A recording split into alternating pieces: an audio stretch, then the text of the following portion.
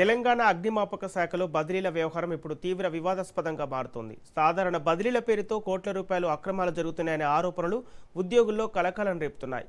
ముడుపులు ఇచ్చిన వారినే అదే జోన్లో కొనసాగిస్తూ డబ్బులు ఇవ్వని ఉద్యోగులను బలవంతపు బదిలీలకు గురి చేస్తున్నారనే ప్రచారం జోరుగా సాగుతోంది.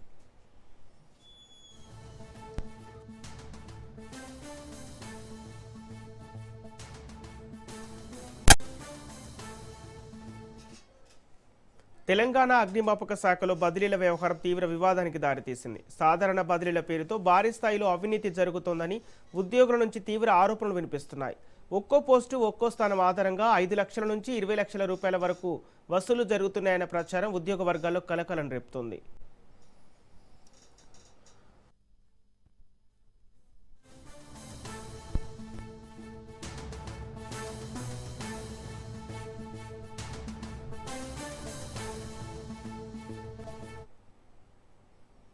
ప్రభుత్వ జీవో 38 ప్రకారం ఒకే చోట 3 ఏళ్లకు పైగా పనిచేసిన ఉద్యోగుల బదిలీలకు అర్హులు కాగా 4 ఏళ్లు పూర్తయిన వారిని తప్పనిసరిగా మార్చాల్సి ఉంటుంది. అయితే అగ్నిమాపక శాఖలో మాత్రం ఈ నిబంధనలను పక్కన పెట్టి సొంత రూల్స్ అమలు చేస్తున్నారనే ఆరోపణలు ఉన్నాయి.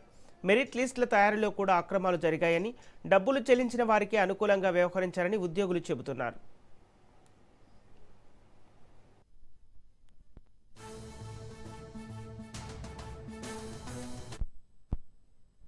పోస్టింగ్ల కోసం ప్రత్యేక డిమాండ్ ఉండటంతో భారీ మొత్తాల్లో డీల్స్ జరిగినట్లు కూడా చర్చ నడుస్తోంది. ఈ మొత్తం వ్యవహారంపై ఉన్నతాధికారులకు ఫిర్యాదు చేసినా స్పందన లేకపోవడం మరింత అనుమానాలకు తావిస్తోంది.